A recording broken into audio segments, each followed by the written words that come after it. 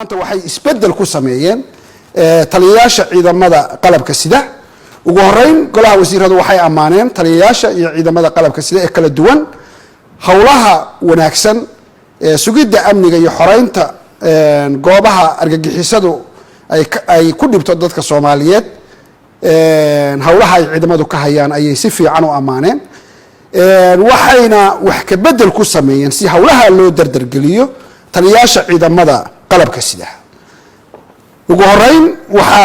xilkii uu hayay laga wareejiyay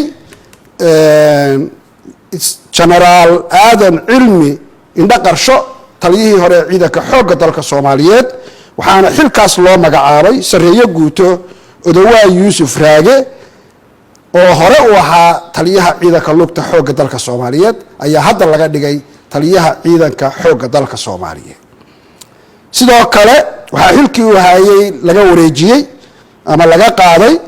General Bashir Abdi Maxamed taliyaha booliska Soomaaliyeed waxaana xilka loo magacaabay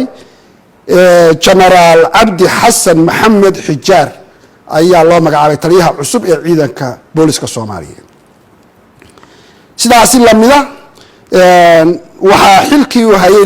laga qaaday ama laga wareejiyay General Sareeyo Guud Bashir Maxamed Jaamac Bashir Goobe waxaana oo ahaa taliyihii hore ciidanka asluubta Soomaaliyeed waxaana xilkaas loo magacaabay General Mahad Cabdiraxmaan Aadan oo hadda wixii ka dambeeyay noqonaya taliyaha ciidanka asluubta Soomaaliyeed sidaas lamida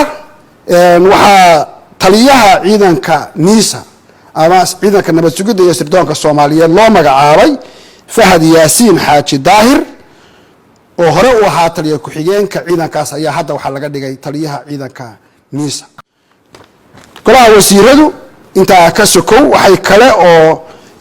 buuxiyeen xubin ka banaanayd guddiga doorashooyinka qaranka oo ay ku buuxiyeen Aadan Cabdinaasir Maxamed waxay kale oo ansixiyeen sharci ay hor keentay wasaaradda gaadiidka cirka iyo dhulka oo ah sharciga marista wadooyinka